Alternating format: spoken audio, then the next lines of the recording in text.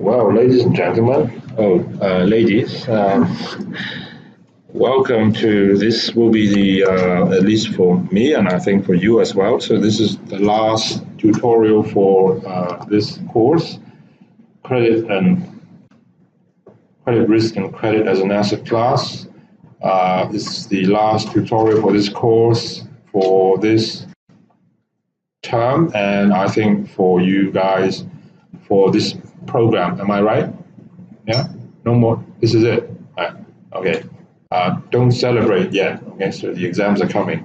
What I would like to do today is to tie up a few loose ends, and I will give you a little bit of a briefing on the exam. Doesn't mean I'll tell you what's in it. Well, I kind of do in a way. Okay, you see in a moment. So let me get going. I'm actually happy to take your. We could just allocate some time near the end. I just simply take your questions. I would prefer you actually ask me, and then I share the answers with everybody. Okay, that's a better way. And um, so this is it. Okay, and what I do want to do today is spend a little time talking about correlation. There seems to be some confusion, and I don't blame you. Correlation is a very, in a way, is a rather abstract concept, more so than the other, ideas in finance. Stock price, you can see it. Dividend, you can see it. And interest rates, you can see it. Correlation, yeah, where's that? Okay, it's kind of somewhere hanging around in the air. Okay, so we'll talk a bit about that. I also will say something about the exam, which is happening on Friday evening. And I'm happy to take any questions you may have. I actually got some this morning from Sin, so thank you for that. We'll go through those. So there's no more end of term logistics. We are near the end. So now you're right here. Okay. You don't have to worry about this either, except the links to the various tutorials if you are interested. So I am recording this as we speak.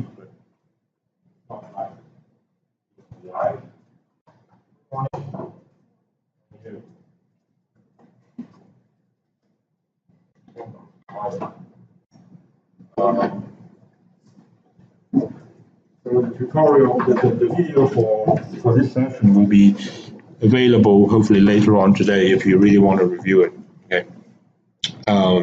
So the exam, I think, is worth 35%. And it will be this coming Friday evening. Now, it's going to be in Esther Lee building. I think we might have had some classes there. You all know where that is? First of all, do you need the bus for this? You don't. Okay. You take the bus up, you take the bus back down. You do not need to get the bus for this. It's just one of those, it's near the chapel, the university, the church, LT1. So please arrive with plenty of time. I want to try and start quite promptly at 6:30, so doors will be open a quarter of an hour before that. There are 3 sections. So one is multiple choice, and it's kind of like 1/3, 1/3, 1/3, although it's not exactly 30, 35 or 33%, pretty close. So that kind of means that you should spend roughly an hour on each section. Section 2, I find, it has a closest resemblance to some of the questions that you guys were doing in the quiz, especially the ones calculating the P&L P&L is sometimes in dollars, sometimes it's in percentages. Okay? And we, as you know, we've gone through all of them. Okay? I made a point of going through them with you after the. So every question that you did in the quiz, as long as it's a calculation, I think we have gone through in some detail. If you really need to refer to it, the videos are still there. Okay. Short questions.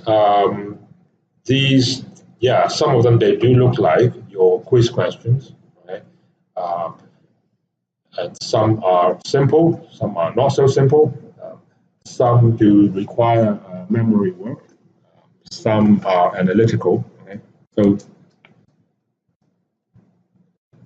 the exam essentially is testing you on calculations, analysis, and concepts, and so on. Now, I don't mind telling you, I had a look at the exam.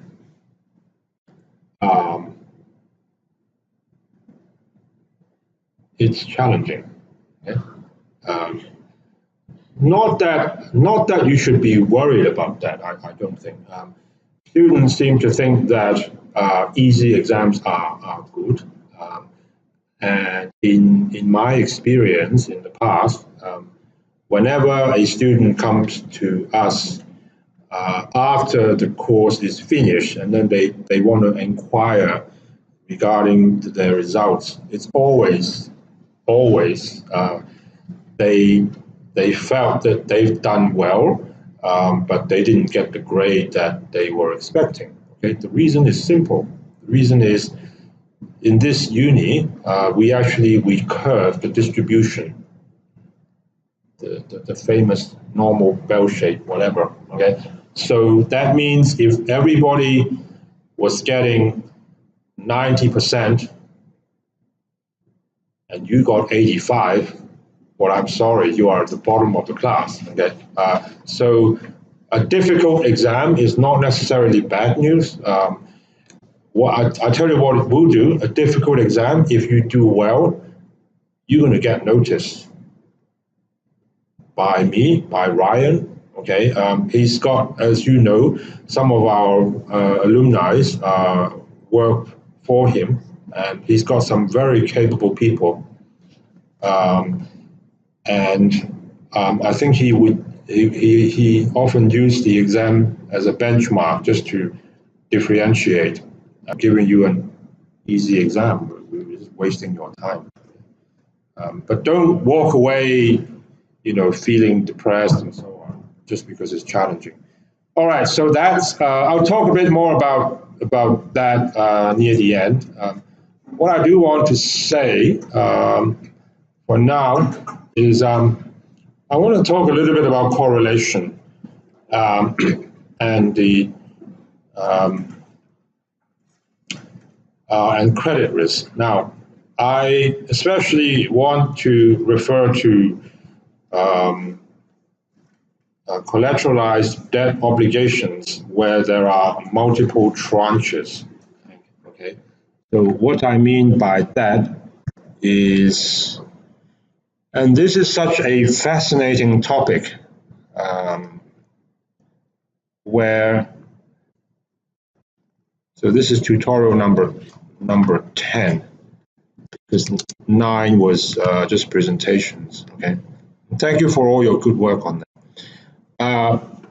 Now, so when you have a collateralized debt obligation, which is just basically, so you may have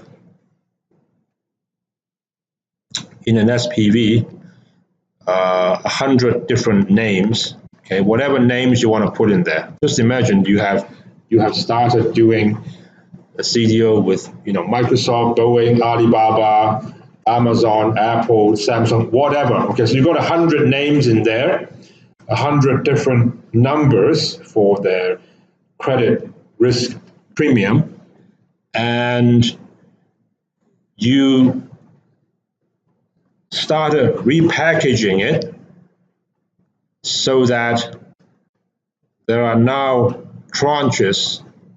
Now, the beauty of this is that if you look at the portfolio, the untranche, okay, this is like you make an apple pie. So first you need to have the apples, you need to have pepper and sugar and this and that, okay, and then the apple pie is on your right hand side. So here are just all the names as they are, okay. In the old days, it is possible just to sell this thing, and then if it's, let's say, $100 million, 100 names, and then you can find 10 investors and they buy and they share the risk. Now, let's just say this portfolio has an average rating of AA. Let's just say it does, okay. Then what we can do after the repackaging is you can actually tranche it such that there is what's called a junior tranche, JNR. There's a mezzanine tranche. Mezzanine is just another word for middle, okay? And then there's a senior tranche, okay? Now it looks different, okay? So maybe here it's a AA, and then the average credit spread might be 50 basis points per name, okay? So this kind of tranching, in a way, is repackaging credit risk and repackaging the returns, and then to a great extent repackaging correlation, okay? Now, so what happens is, so the senior tranche might now be AAA, and then the mezzanine might be AA, but then down here, the junior tranche will be single A, okay? And here you may get a credit spread of 30, okay? And then here it might be 50, okay? And here might be 75. You can't just take the average because you need to weigh them, okay? But let's just say this is what happens. Okay, so now things kind of get interesting because these different tranches will be affected by correlation in different ways. And that is the topic that I want to come to, okay? Now, if you take the junior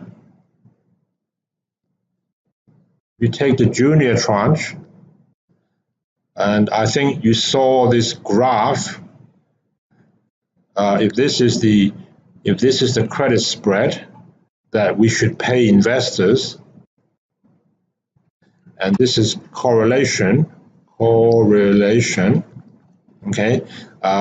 If the correlation, so over here is very high, here is very low, okay? What does the curve actually look like? Do you remember? The thing to remember is, I like to think in risk terms, okay? For the junior tranche, so there's a risk and there's a correlation, okay? When they are poorly correlated, your risk goes up or down? It goes up, thank you, okay? The reason being, so let's say there are 100 names, so now you tranche it.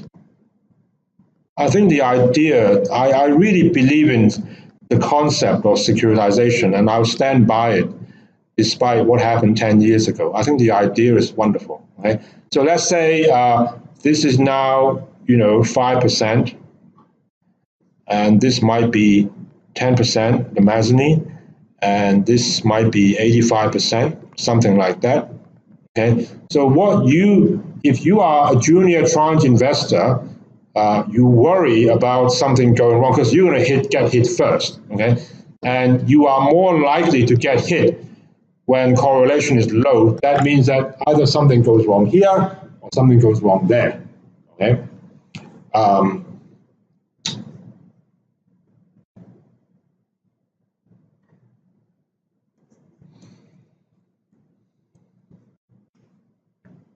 So when correlation is low, you want to be adequately compensated. Okay. Now, I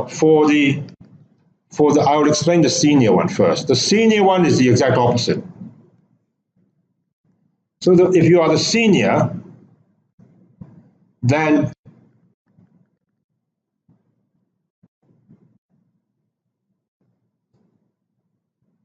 so this is the credit spread.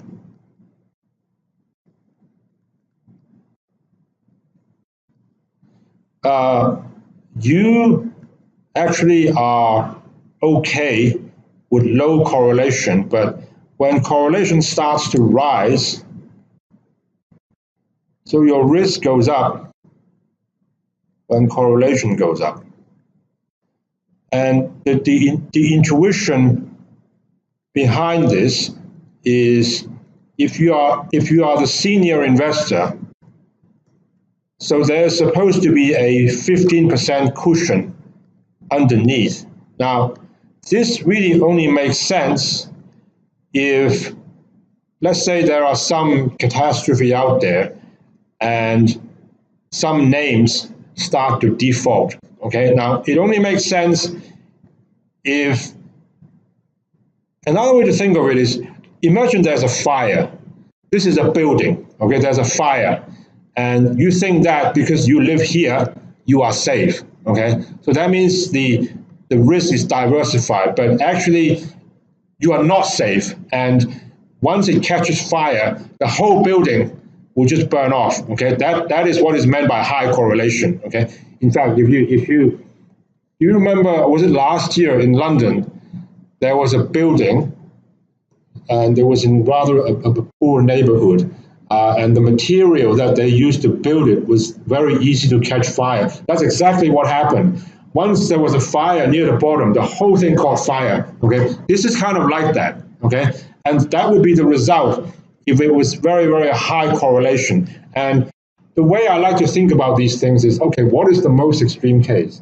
The most extreme case is when correlation is equal to 1, okay?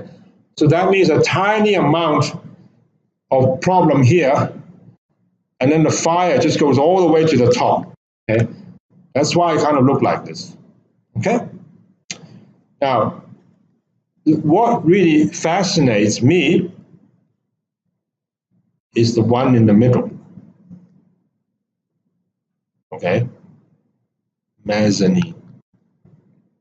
And I think this is actually in Ryan's notes, okay? And so let's say this is the correlation, and this is high correlation, this is low correlation, okay? That actually looks like this, I think. The other way around. Sorry, yeah. Okay, the way, all right, I show.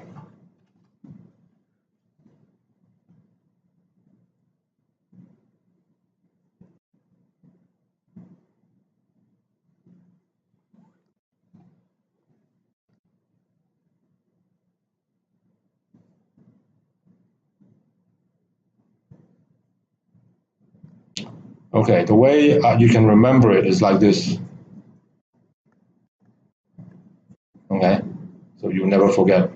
Now, the reason it's like this is the intuition is as follows. So when you are more senior than other investors, so the senior one here obviously is the most senior, but the mezzanine also, there's somebody underneath. Okay, so when there are losses, they are not the first one to suffer. Okay, so they are the second one in line to suffer. And at the start, when you do a tranche deal at the beginning, okay, when you market a trade like this, the way the mezzanine investor, the way they think, okay, is their thinking is similar to a senior investor. Okay, this is how they think. Oh, okay, I've got someone who is junior sitting under me. Okay, so their mentality is kind of similar to a senior investor. So that means at the start they are quite happy to have low correlation. Okay, because that's what a senior investor wants, or that is what a senior investor is comfortable with, I should say. Okay, so the more correlation goes up, okay, the more uncomfortable they become. That is why it is rising. Okay, now,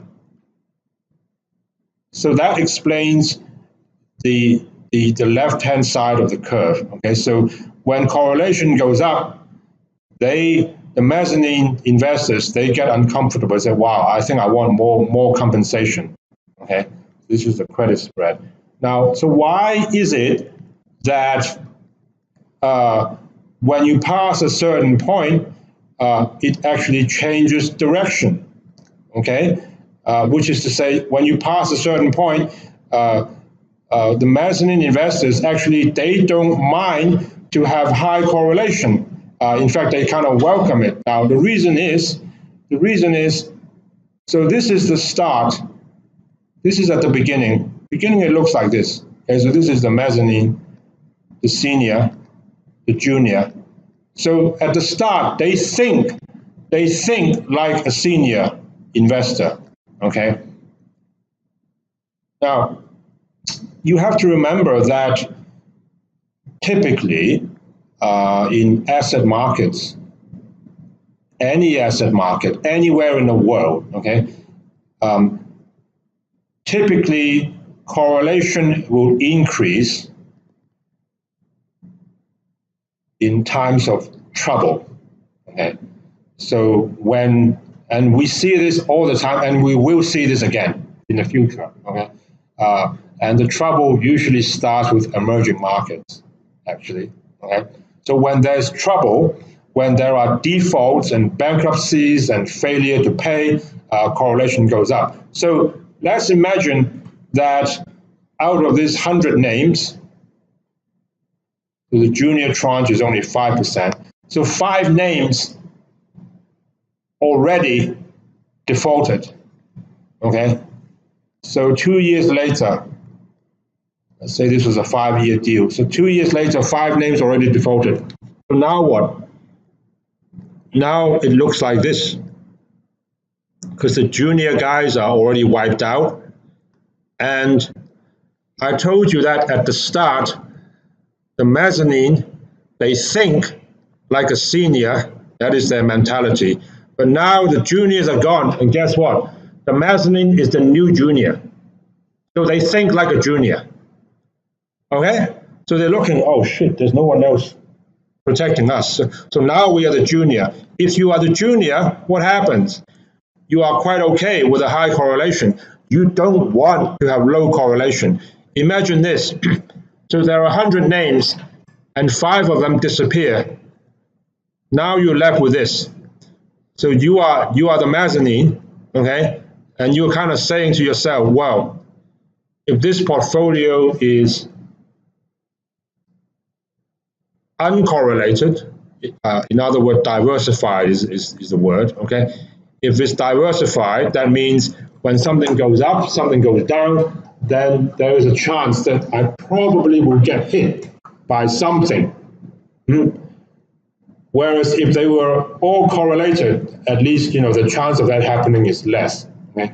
Now, I can take you back to the notes. Are you guys okay with that point? It's worth repeating, not only for the exams. Forget the exams. Okay. It's for you as future professionals. I want to share this with you. Okay. I just made a typical trade here. So there's a small $100 million transaction.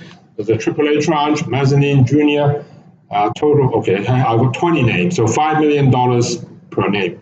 Doesn't matter. Okay? So if one name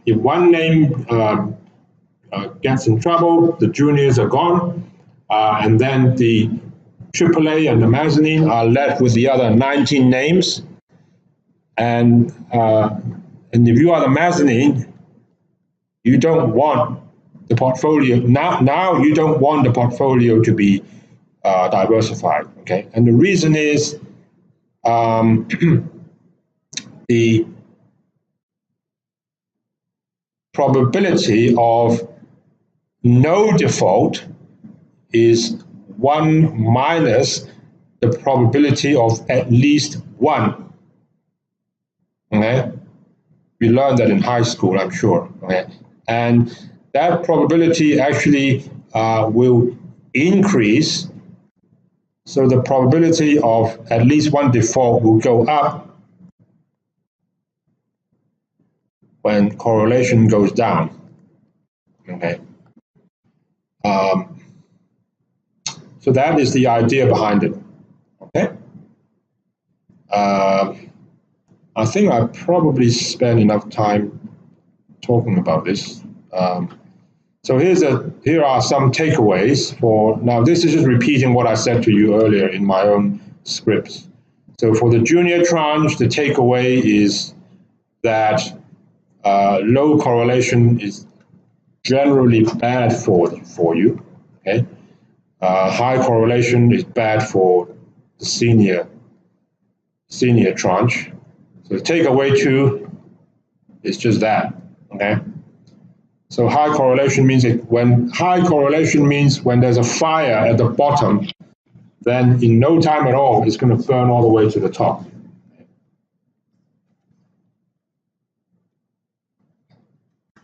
And you thought the subordinated names were there to protect you, but they basically just spread the fire, shall we say. Okay. So takeaway 3, for me, this is the most important one.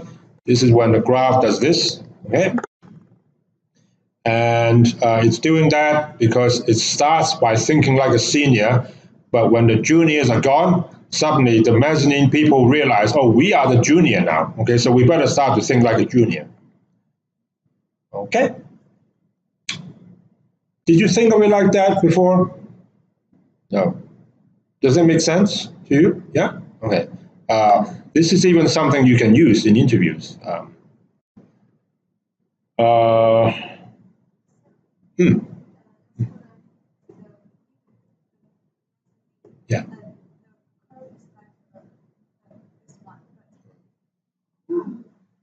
Because I need to walk around. The machine is stupid. They think there's no one. I'm too. More active. Goes down. It makes this part of people that there is no protection for them because the junior has gone. But maybe this part the junior has not gone. I think this is not related to the time.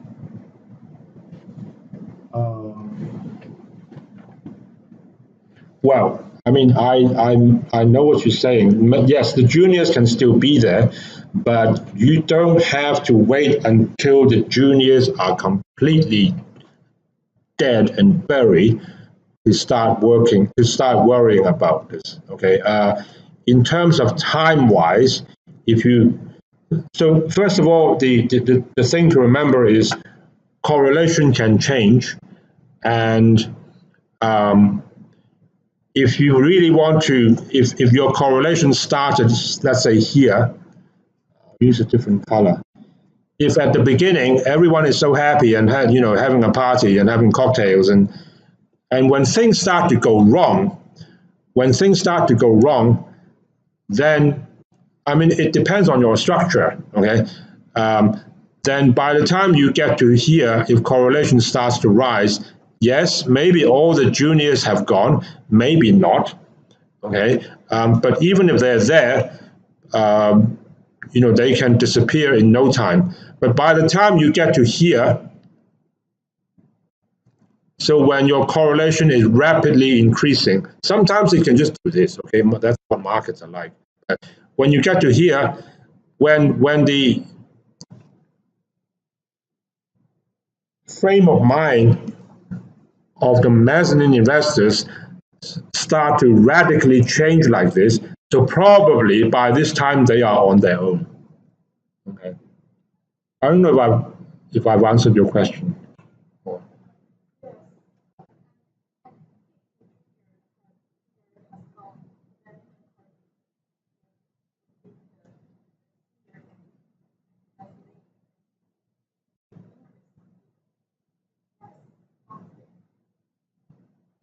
I would say they will. It's not really a question of whether there are less or more bonds. It's because markets are probably in trouble.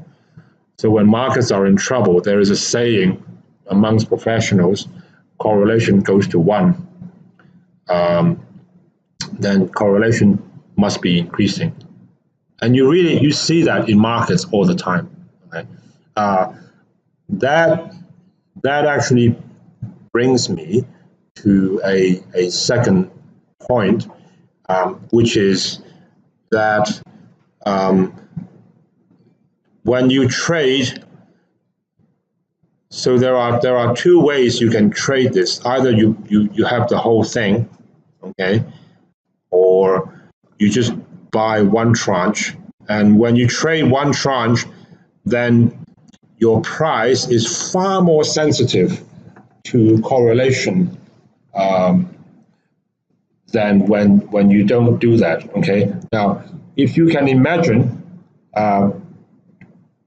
so on the left-hand side, okay, the price here is a function of credit spreads. I'll just put CR. Okay. Now, but on the right-hand side, when you trade a piece of these, whether it's senior, junior, or mezzanine, your price depends not only on the credit spread, okay, but it depends on the correlation between the different names. Okay, are you okay with that? Okay, a good way to think about this is as follows. You know our old friend, and you see this for the last time, with me anyway, optionprice.com. You know, I've shown everyone this, right? This is how you price an option. Now, you remember that, you know, this is when you price an option where the underlying is 100, strike is 100, and 30 days, make it 90 days. And then you got the interest rate and yield and so on. Now, an option, the price can change, of course, when the spot price is changing, let's say from 100 to 105, then of course your call price will change, okay? But there is another way your option price can change, and that is when the volatility is changing. And this is kind of a little bit abstract, okay? Volatility is kind of in the air. You know, you can only imagine it, but you can't touch it. You can't grab hold of it. And volatility, okay, the point is this. For options, okay, listen to this carefully. Options, sometimes it is possible for option prices to change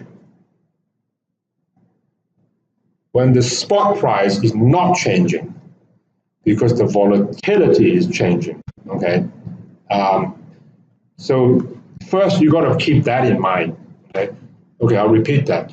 So it is possible for an option price to change even when the underlying price is not changing, because the volatility is simply the market's view on future price dispersion. You know that, right? You should know that by now, okay? There's one thing you should learn in the last year, that's it, okay? and it doesn't say which direction. It just says it's more volatile. So that can happen. Let's say a company just announced that, oh, in 2 weeks later, we're going to have a special, shareholders meeting or something, okay? So unscheduled. They don't tell you why, okay? They just say, okay, we're going to have a meeting. Now, the chances are the price will react, but for the sake of argument, let's say the price does not react, the volatility certainly will react, okay? Now, the reason I tell you this is it is also possible in the credit world, okay? If you look at the portfolio on the left-hand side, so they are a function of the credit spreads. Now, it is possible for the spreads to remain unchanged, but the correlation changes. Are you with me there? So the spreads don't change, but the correlations are changing, okay? That is now, maybe you're wondering, yeah, how do we know that? Well, that is a question of market perception and how people are pricing these things. Now, if that was the case, then what you can do is if you go long this one, and if you short this one, you can eliminate this risk so long as your deltas are matching, okay? And then you are now trading pure correlation. That's the point that Ryan was trying to make to you guys, okay? Because on the left-hand side,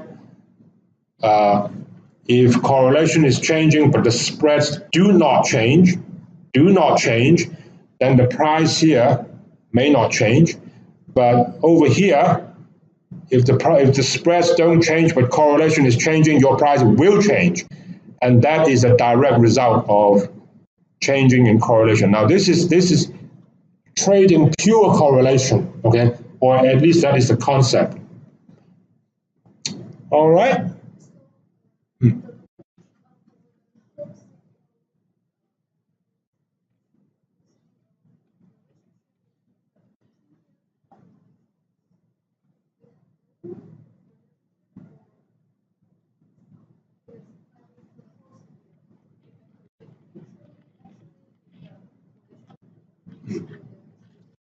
Very good question.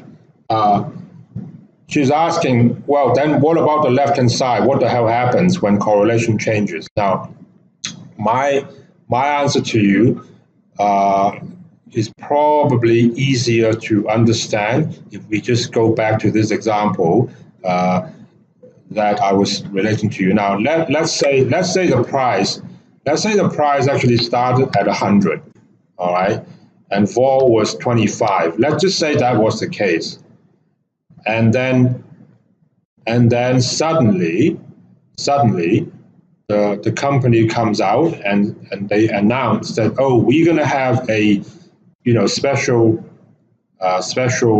shareholders meeting. Now, there is a big chance that the price will change. Okay, so yes, when volatility changes, there is a reason for it, and the price probably will change. My point to you is, if the price doesn't change, okay, then you are now trading pure volatility, or the price change comes from volatility. Now to get back to your question, okay, if volatility changes, yes, the spreads probably will change, okay, but what I'm trying to say to you here is, suppose for some reason they do not change. If the spreads do not change, then you are trading purely the correlation. Okay. Now, when the prices are changing, there are two reasons for the change. Okay. One is it depends on what kind of news it is, and the second one, of course, is the correlation. Now, so the first one, it's basically this is the delta, okay? And so the delta will be offset by, okay, another way to say this is this, okay? If there's news, because there are 100 different names here, okay? If there's some news in the market and then all the credit spreads go up or down by the same amount, okay, which is to say the correlation has not changed, okay, then you are not going to get a price change because of correlation, okay. But the moment they start moving in different amounts, it's going to show up here, okay. But all I'm trying to say to you is that it is possible for spreads to remain constant, but the correlation changes, and that means the price over here will not change, but the price here definitely it will change, okay? Or if everything is moving up or down by the same amount, then the two will be perfectly hedged. But the moment they start moving in different directions, then the correlation will play an important part. Okay, I think that's what Ryan wanted to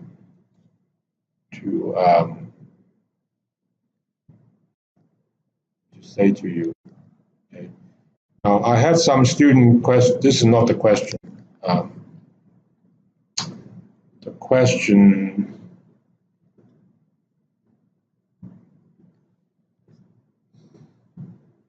I might have to look at my. Okay. Forgive me for going to my Gmail.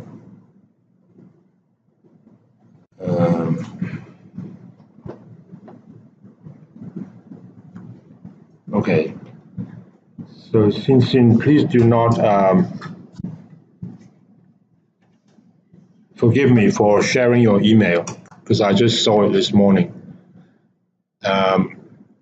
So just have 3 short questions. I'm going to deal with these, okay? So for the Aussie dollar US extinguisher, if there is a credit event of the underlying bond, is there still principal exchange in the end? Let me go to I think that's actually the very, very first and possibly one of the most useful deck of slides. Whoops. All right. Let's just try and. Okay, I can try and wipe this off. So okay, now just a refreshment for you. What you have here is a customer who is happy who likes the credit for Telstra, which stands for Telecom Australia, but they are a US dollar based investor.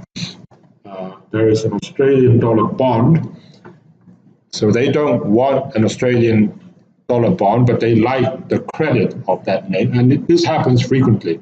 Okay, so what they do is they ask an SPV to buy that, and then there is what's called an asset swap. So here's the bond, here's the asset swap, and then after the swap, it becomes artificially a US dollar based asset, giving you a US dollar income. The problem with a trade like that is that this transaction here normally has nothing to do with this transaction here.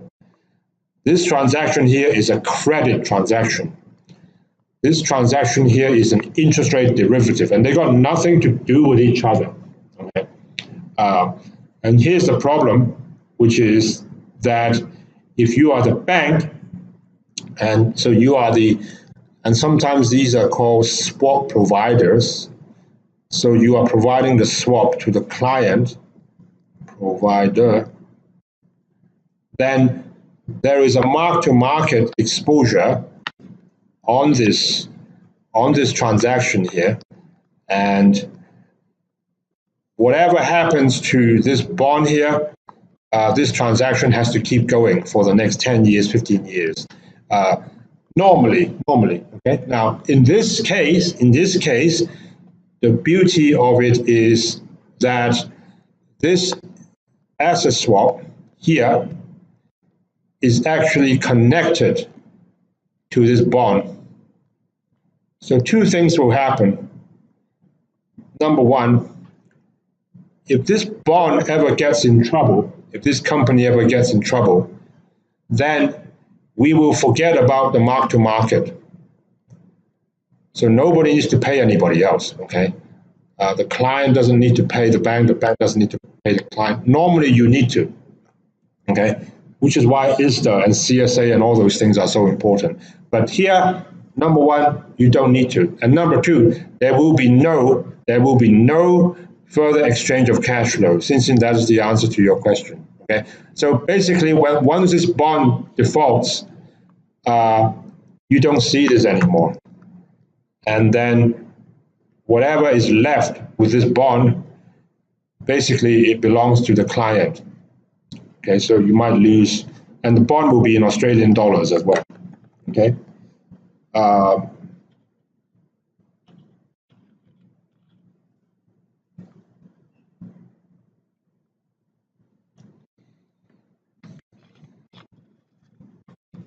Is that okay? Yeah? Now, the second question. For SPV, what is the master vehicle? Is it that the underlying can be mixed for investors, while for silo series, there's only one kind of underlying? No, I don't. Okay, this is more a commercial question, but the way you run, so if this is a bank, so the way you set up SPVs is you have, an asset pool. So this is, let's say you have 10,000 mortgages. This is pool A, and this is another pool B, another 10,000 mortgages. So what you do is you take that out, and now you set up an SPV. So where the assets will be pool A, and then on the other side you are going to issue. There'll be a little amount of equity here, okay, but you are going to issue asset-backed securities, and then you can have multiple tranching and all that stuff, okay, but that's another topic. So the asset goes from here. So I've kind of magnified it. Now you can actually have different SPVs for different pools.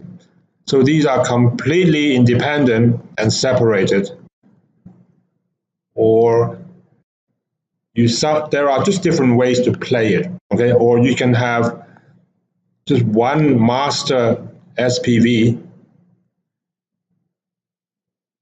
where there is pool A and pool B, and you just do everything. You do everything here, okay? There are just different ways to play it, okay? I think you can even do it like this. So you have an SPV here. It will have nothing. It literally will have like $2 in the equity. This is the master SPV, okay? And then underneath there will be the offsprings, the children. Okay, so this can be series A, this can be series B. So they are kind of related, although they are not really. Okay, they got nothing much to do with each other. except that they all came from the same bank. So that would be the master SPV. Okay, I think don't worry too much about that. Okay. Whereas if it's completely standalone, then they will look like this.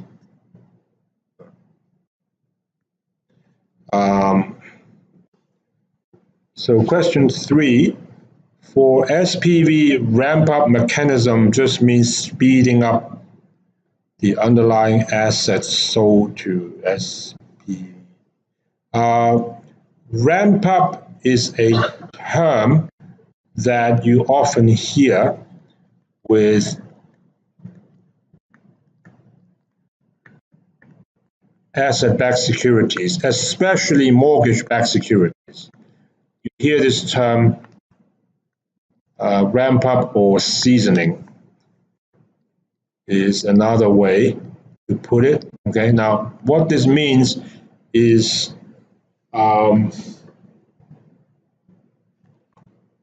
it's a good way to explain that.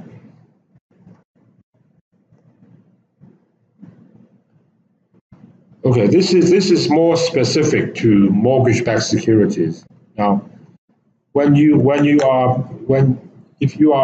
you are a borrower and you have worked for a few years and you have saved some money and you are about to make a house purchase, so you take out a mortgage. Okay, so what we typically see in consumer behavior, okay, is that, well, when you take out a mortgage, there's a payment schedule.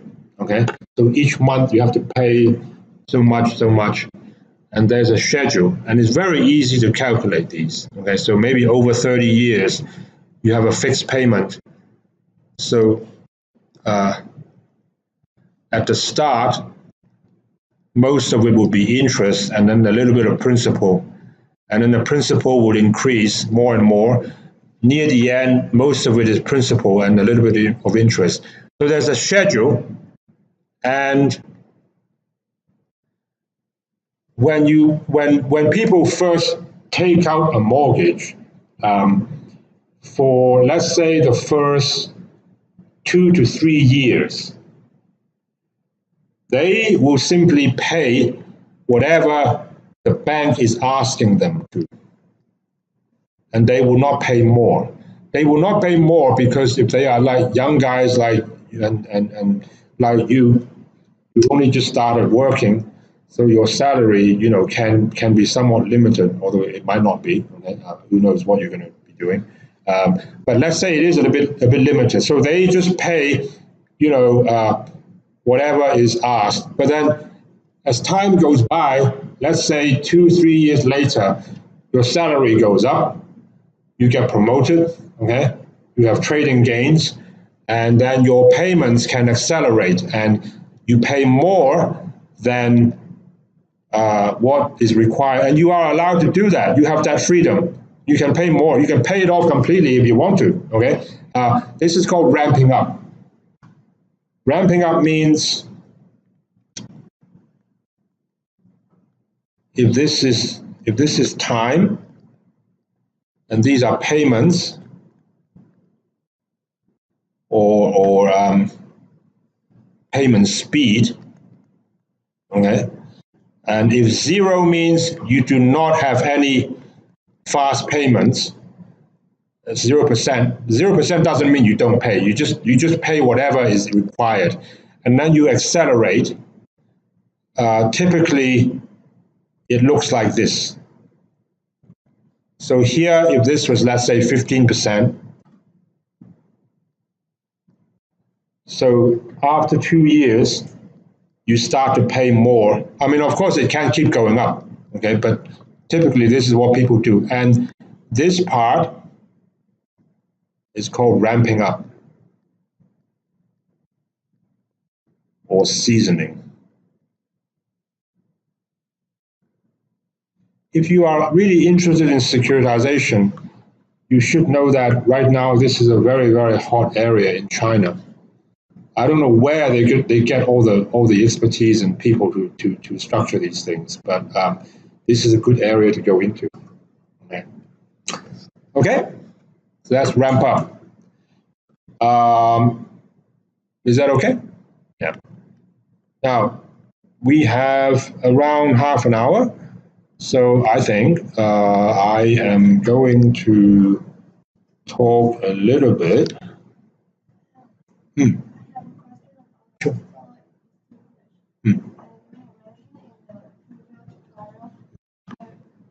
Underlying company bankrupt. Yeah.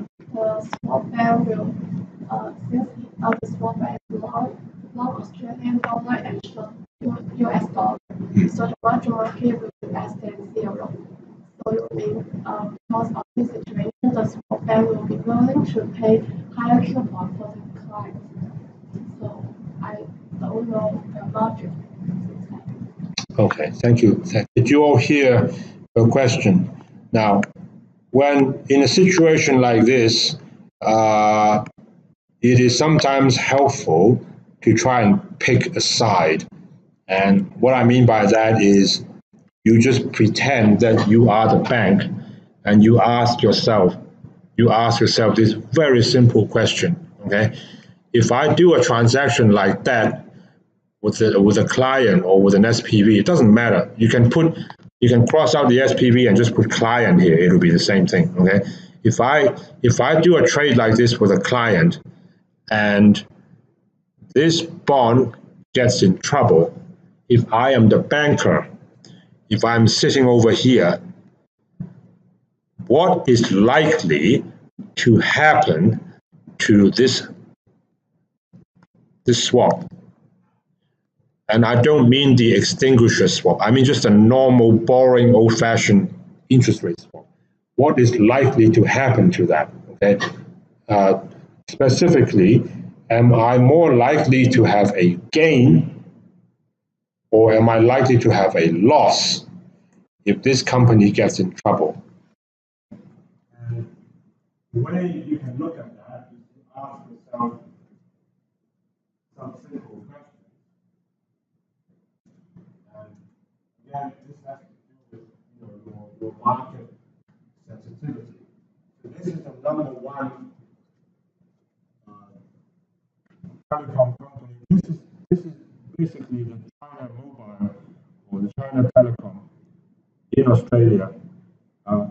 If for any reason they go bankrupt, something very seriously has gone wrong with that country. Okay? In which case, you make the assumption that if something is in trouble with Australia, the Australian currency will probably depreciate. You see that happening right in front of your eyes, by the way. Have you been following the news regarding the negotiations between the United States and Mexico, for instance? So now Trump is just picking a fight with everybody, except me, okay? I got no fight with China, with Mexico, with the European Union, with Canada. I don't know who else, okay? And so Mexico is in a bit of trouble. So they're bullying Mexico, and look what happens to the pesos, for example. MXN, Mexican pesos.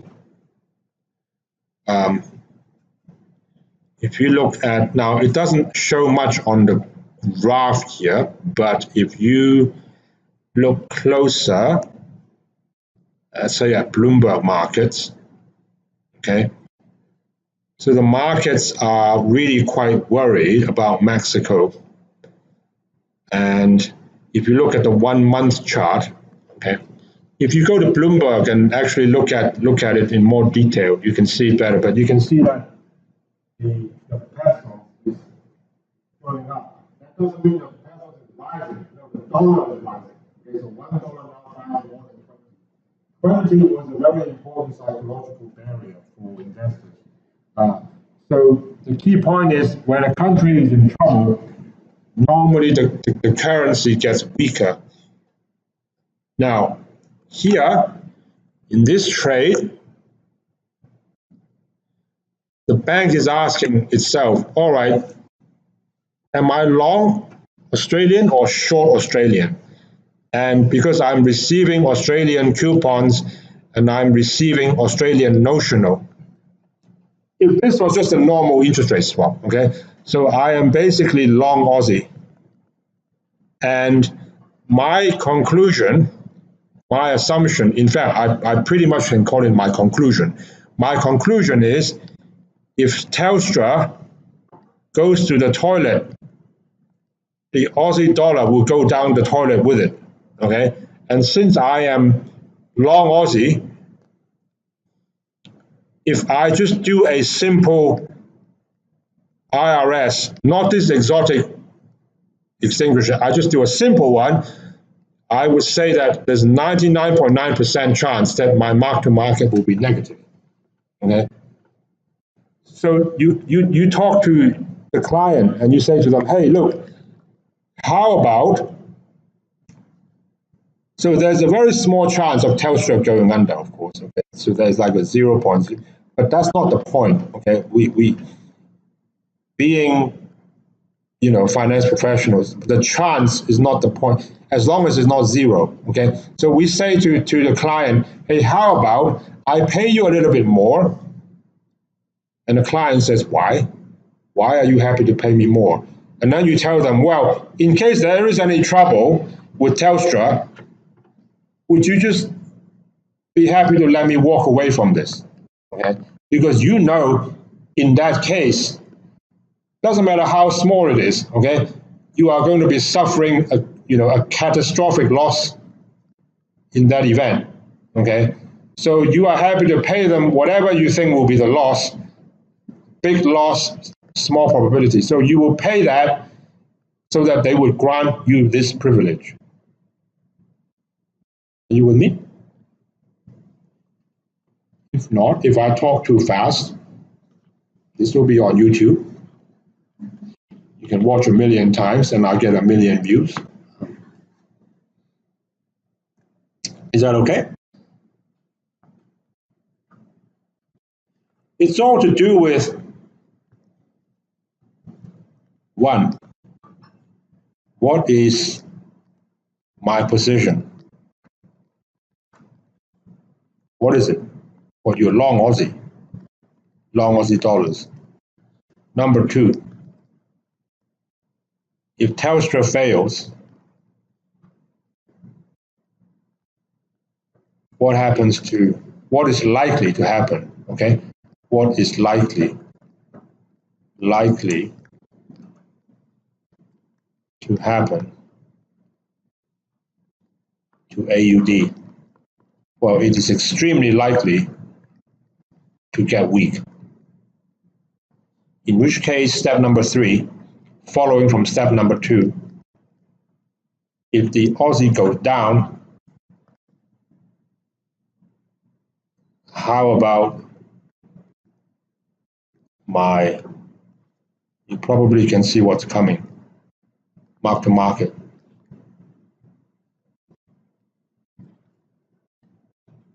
My mark to market. Now the point here is if I write if I mean the bank, okay? If I only trade a simple asset swap, not this extinguisher type, okay? And the answer is your mark to market will be negative.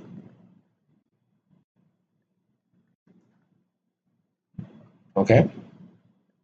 That's the rationale.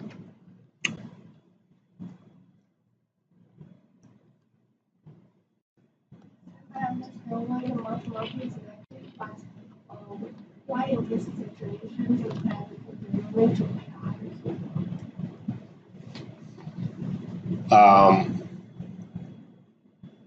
Okay, let me make an analogy. Okay, I run the risk of confusing you further, but let's see if it works. Um, you live in a town. You live in a, you live near Central.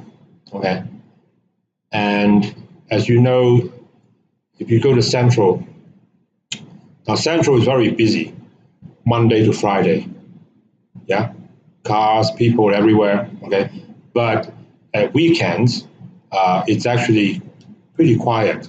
Yeah, uh, it's it has some cars, some people, but a lot less. Okay, so let's say um, uh, you are the insurance company. Okay, and I am a customer, and I say to you, I say, look, how about uh, if I have a car accident on Saturday or Sunday? Okay, so you are the insurance company, you don't have to pay me.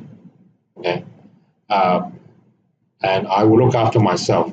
But in return, I want you to lower my premium, okay, or I want you to give me a refund. How about that? Okay, you give me a small refund. So I am basically saying that I'm okay taking some of the risk, okay, in exchange for a refund. Okay, now this is kind of like that. Now you understand my example, right? So Saturday and Sunday, I'm okay because I think the chance of that happening is so small. It is still possible, and the insurance company is thinking. The insurance company is thinking. The insurance company now is like the bank. They're thinking, all right, well, this guy, although they might think it's a very small chance, but well, we think it's still possible. Okay, so we are happy to pay him that money, and then on Saturday and Sunday, just get rid of it, and then we don't have to worry about it. Okay? So this is kind of like that. So this is the bank. This is the bank saying to the customer, look, we are quite worried that in the well, we're not quite. We believe there is a small chance of Telstra getting in trouble, in which case this swap will be extremely unfavorable for us. So how about I give you a bit of a refund, okay? But in case Telstra gets in trouble, don't knock on my door.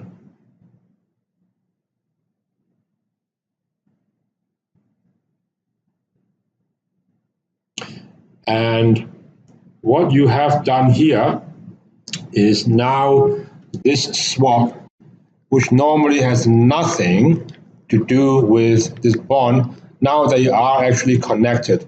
Now, this is technically what's called a hybrid product. And I have said to you before, and I'll say it again. So Ryan, when you look at his profile on his CV, he's head of the hybrid product desk. Okay, so the kind of products that he trades are what we call cross asset. Strictly speaking, this is an interest rate product. This is a credit product. But now the two are connected. Trading something like that is a lot harder than you think because it requires you to work out the correlation between the probability of default on Telstra and what is likely to happen to the Australian dollar in that event, let's say 7 years from now. Now, how the heck do you work that out? Okay, that's cross asset, that is correlation, that is hybrid, ladies and gentlemen. Okay, ladies, are you okay with that? If not, just go back to the video round about 15-minute point. Okay, you can watch it again. I want to. Do you guys have any more other questions? Now, I want to give you a quick checklist here. Okay. So here's the first page. I really just I kind of looked at the exam paper and I wrote this down at random. It's not in any particular order, okay? But I think if you know a bit about Basel and risk-weighted assets, and how they relate to the credit derivative products. DB01, we did talk about that in tutorials. P&Ls, so this is the quiz. Okay. By the way, this file will be available later today. Whether it's fully funded or whether there's leverage. So you did some calculations on these, and the methodology is in some of these tutorials. CDS, CLN, credit swaptions. What are credit events? First default baskets, we have done that. TRS, repo, securities line, we did that too. Total return swaps with regard to that WRT. The leverage ratio, what does it mean? Risk-weighted asset calculations. Okay, so all of these were covered. Okay. You'll be amazed how much you've learned in the last 10 weeks. Okay. Synthetic CDO, correlation and exposure. The reason I underlined this, I actually wanted to talk about this, and we did. When we were drawing those correlation graphs, that's what this was. Okay. Index skew arbitrage, we talked about that last time. Okay. How sometimes you can have an index, and so here are the individual names that you can buy just by themselves, and here's the index. And sometimes they can be out of sync, but the amount is normally very, very small. Let's say 5 basis points. Okay, but if you leverage that 40 times, you're going to get 2%. It looks like it's free profit if you held on to the end, but the mark-to-market can kill you if the difference gets wider and wider. Okay, so that was the idea. Credit events, you should know what these are for corporates and for countries. So for sovereigns cannot go bankrupt. Okay,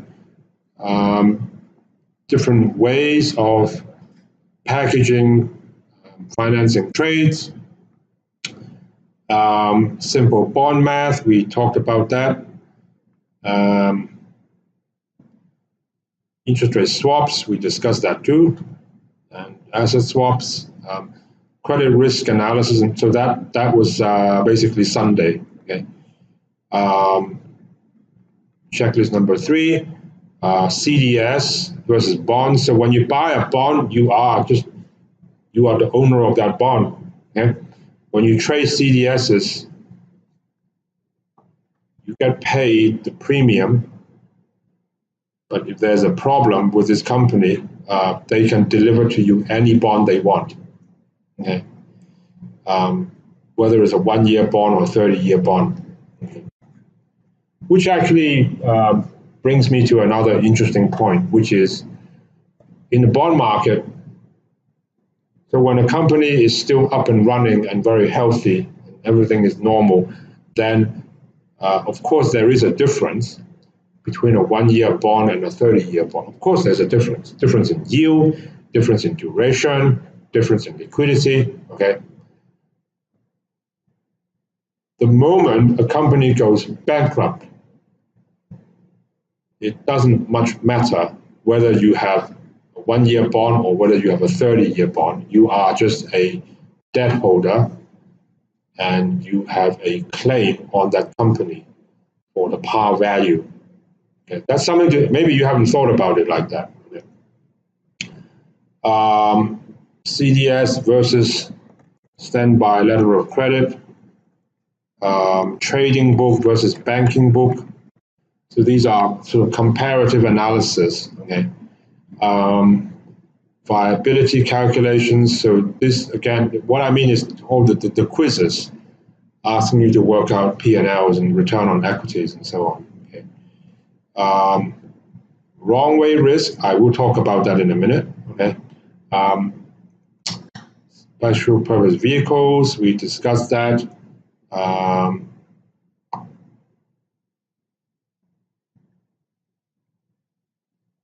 Standalone okay, we talked about that too.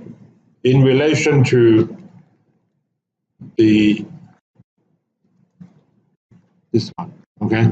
So what I meant by that was pure correlation trading, okay? The fact is you can actually trade, you can set up a position so that you have a P&L when correlation changes and nothing else changes. That's my point. Okay? You can do that. It is possible to do that. Okay? Now, big fat bold disclaimer: this is not a full list. Okay, but if you know these topics, I don't think you can fail. I want to talk a bit more about wrong way risk. And I will give you an example of wrong way risk.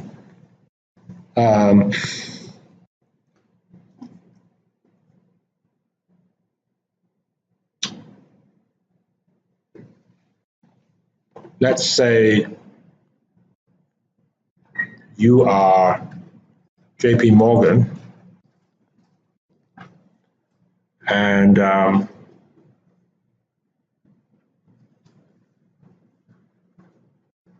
you want to trade with, what's a good example?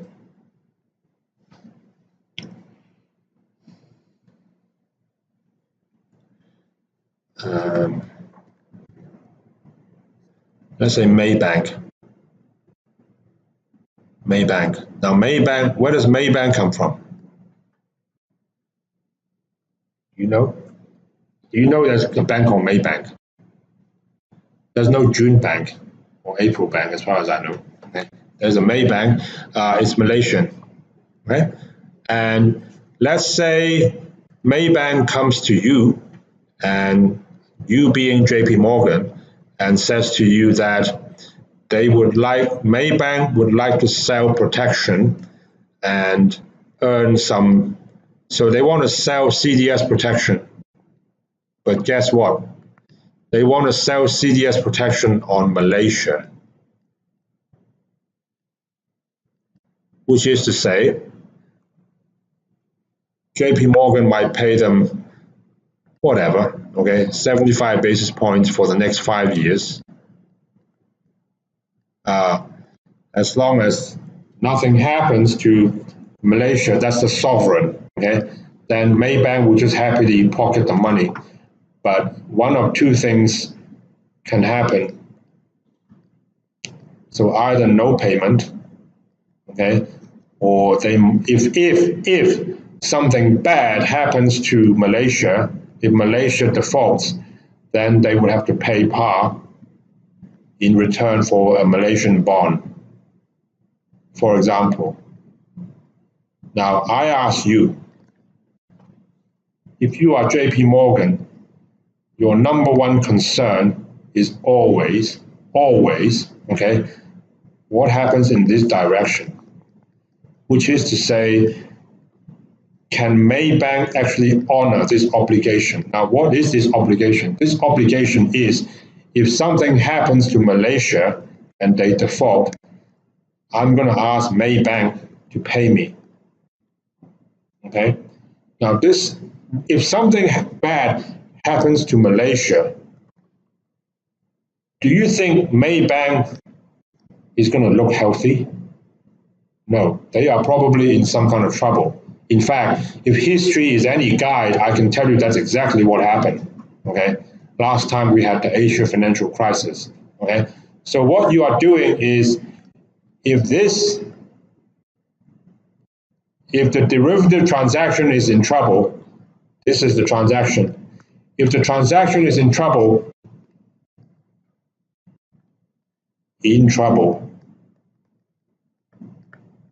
quite likely my counterparty is also in trouble. From JP Morgan's point of view, This is called a wrong way risk. Okay, this is the kind of risk that you probably don't want to take.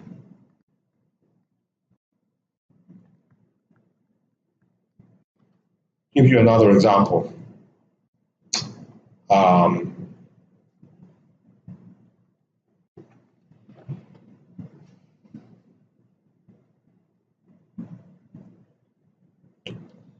Again, let's say JP Morgan, okay? And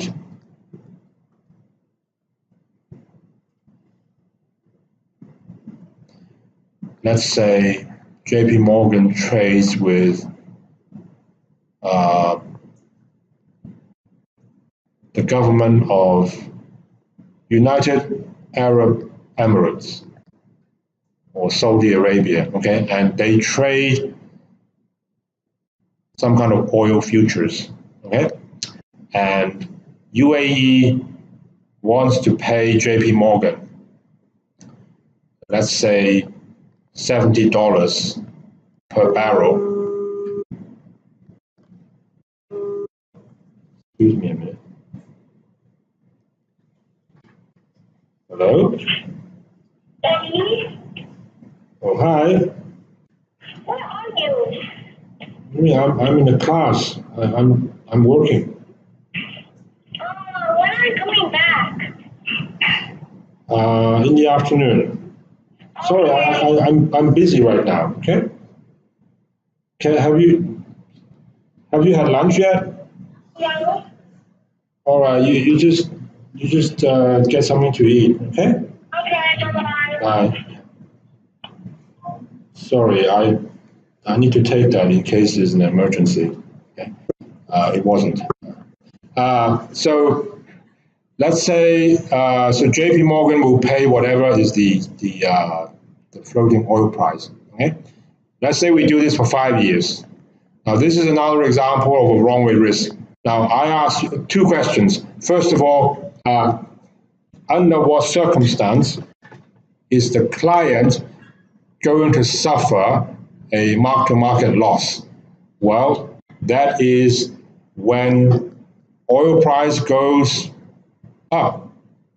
No, go down. Okay, so when oil price goes down, the mark-to-market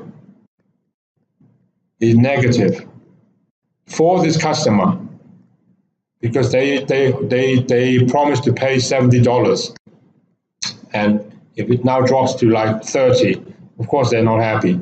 Okay, now the thing is, when the oil price drops, it's not good for an oil producing country. So now this client, this counterparty, is likely to be in a weaker position. Am I right? So that's another example of a wrong way risk. Okay, this transaction will go bad. At the same time, your counterparty is getting weak. It's really just a correlation between the mark-to-market of a trade and whether your client is likely to be stronger or weaker. Okay, that's wrong way risk. Okay, I think that pretty much sums it up. It's now 1 minute to 1, and yeah, sure.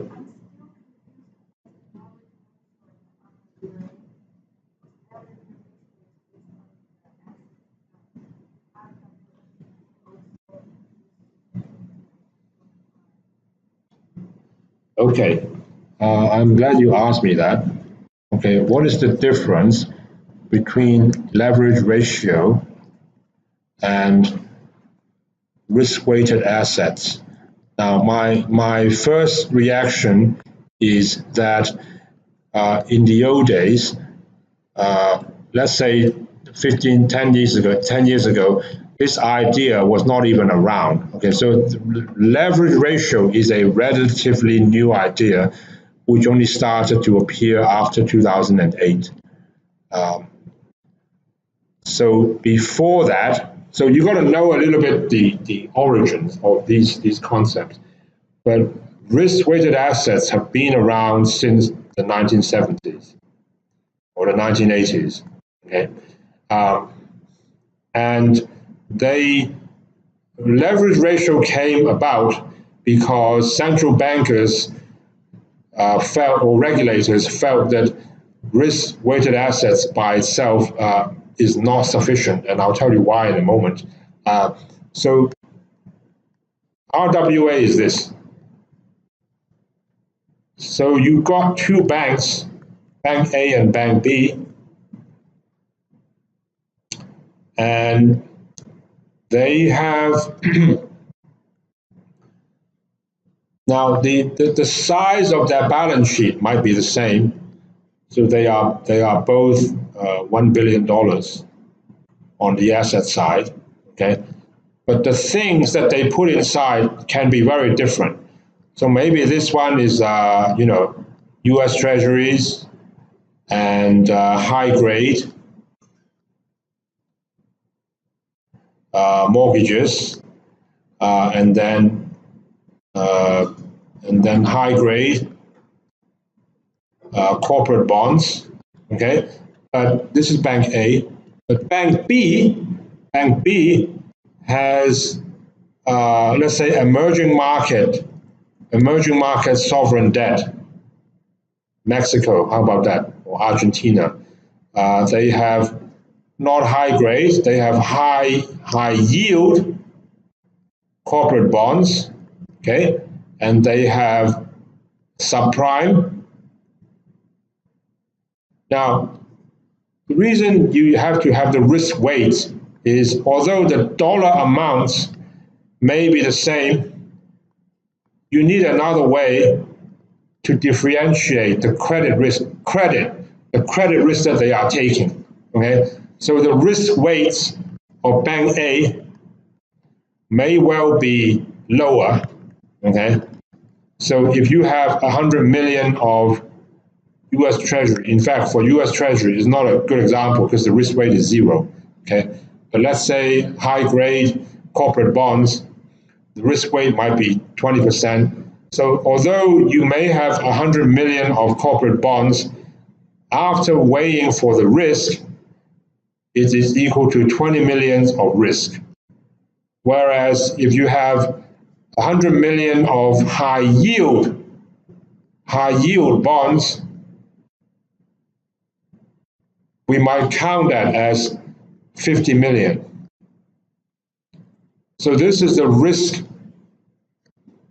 risk-weighted assets. And after we weigh the assets by risk, we then tell you how much capital is needed, which is driven by this. So it's a kind of normalization so that you are comparing apples with apples. Now, this is risk weights. You okay with that? Now, leverage ratio is something different. Leverage ratio is, I don't care what is in here. I don't care what is on the left-hand side of your balance sheet. Just tell me the size, all right? Just tell me the size, and if your size is 1 billion, so for leverage ratio, if your size is 1 billion, I want you to have, let's say, a leverage ratio of no less than 4%, then I want you to have at least 40 million of capital. This seems very little. Now, please remember that these are coexisting requirements. So your leverage ratio is one requirement, and the risk-weighted asset is another. You have to satisfy both of them. I'll tell you why this came about, okay? If you know a bit about the financial crisis, a lot of banks invested in assets that were supposed to be AAA rated securitized debt and synthetic CDO, banks actually invested in these. And because they were AAA, rightly or wrongly, okay, the risk weights were very, very small. So these did not show up on the radar screen of regulators. So they've learned their lesson now. They're saying, well, look, even though something is AAA, and we don't really know whether it's correctly rated or not, but never mind, okay? From now on, when your leverage goes up, I don't care it's AAA or BBB, okay? I'm going to put on an additional requirement called leverage ratio. Is that okay? So to fully understand, to really appreciate the leverage ratio, you got to know a bit about the history and why they asked for that. Okay. Anything else? Yeah.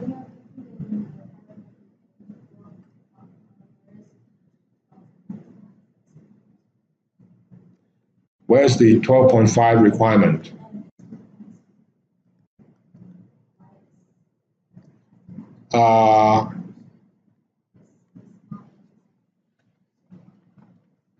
That is actually for, okay, now here I am actually talking about real physical assets that you mean you are the bank, okay? So you are investing in these, or you are lending money to a corporation and you have a corporate loan.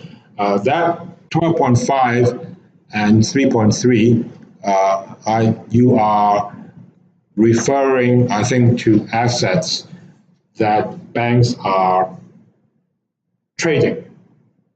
Okay? So that's why there is this trading book and banking book.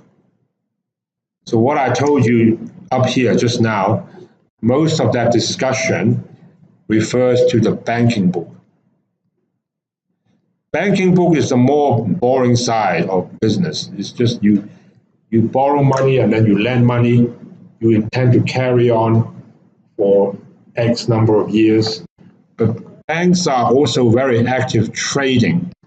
Now,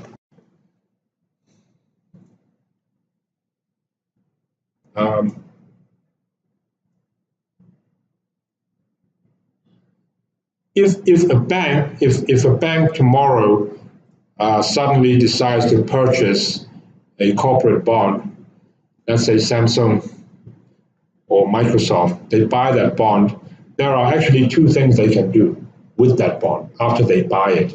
They can either put it in a banking book, that means they intend to hold it at least for some time, for a substantial period of time, or they might actually want to buy that for trading purposes, okay? And the treatment regarding what kind of asset it is and therefore how much capital is required is quite different between the trading book and the banking book. And the question that you were asking me, Anqi, this 12.5% and 3.3, it relates to the trading book treatment, not the banking book, okay? As to why is it 3.3? Well, because the regulator says so. I didn't make that number up. Okay, this is their guidance. And by the way, when you work with different central banks, these parameters will change. Okay, the concepts might be similar, but the regulators in different countries they will make adjustments according to the local conditions. Okay. So I wanted to thank you for listening to me, and I really enjoy, especially this course. There's so much to talk about, and so like I said, don't think about whether it's going to be a difficult exam or easy exam. It's not really so relevant. Okay, there is a lot to learn. Just think that. When you look at something, don't think too much about, do I need to learn this for the exam? I understand you have a time constraint. Yes, I understand. Okay, but in the end, I'm not really here to help you pass your exams only. If I was, we could have stopped after 5 tutorials. Okay, I'm here to share with you all that I know, so you can learn to develop yourself and become a professional. And hopefully, you go out there and you earn money for your clients. Okay, how about that? So that's more the purpose. Okay, so I'll thank you for listening, and I'm going to put the um, this video online, and I'm going to put the slides online as well. Okay, and I'm going to let you go now. Okay.